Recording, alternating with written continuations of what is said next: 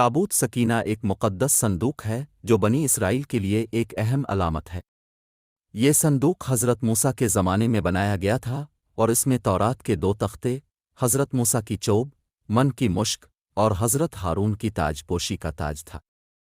ताबूत सकीना को बनी इसराइल के लिए खुदा की मौजूदगी और हिफाजत की अलामत समझा जाता था। ताबूत सकीना का ज़िक्र कुरान मजीद में भी आया है।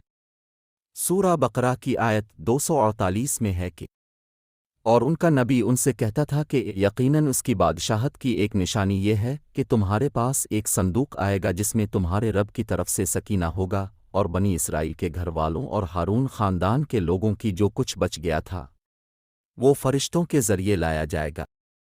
यकीनन इसमें तुम्हारे लिए एक निशानी है अगर तुम मोमिन हो। ताबूत सकीना को सबसे पहले हज़रत मूसा ने बनी इसराइल के लिए बनाया था।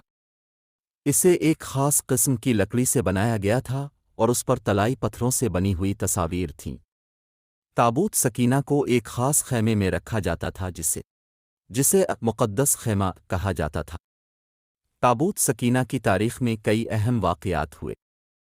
एक वाक़या ये है कि जब बनी इसराइल मिस्र से बाहर निकले थे तो ताबूत सकीना को उनके साथ लिया गया था। ये संदूक बनी इसराइल के लिए एक अहम अलामत था और ये उनकी हिफाजत और रहनुमाई का बाइस बनता था। एक और वाक़या ये है कि जब बनी इसराइल ने एक बार एक दुश्मन से लड़ाई की तो ताबूत सकीना को मैदान जंग में ले जाया गया था। इसके नतीजे में बनी इसराइल ने लड़ाई जीत ली। आखिर में ताबूत सकीना को एक बार फिर बनी इसराइल के साथ उनकी सरजमीन में वापस लाया गया था।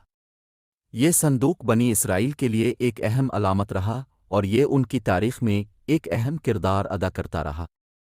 ताबूत सकीना की मौजूदा हालत के बारे में कोई हतमी इल्म नहीं है। बाज़ रवायात के मुताबिक ये संदूक अभी भी एथोपिया के शहर इक्सो में मौजूद है। दीगर रवायात के मुताबिक ये संदूक खो गया या तबाह हो गया है।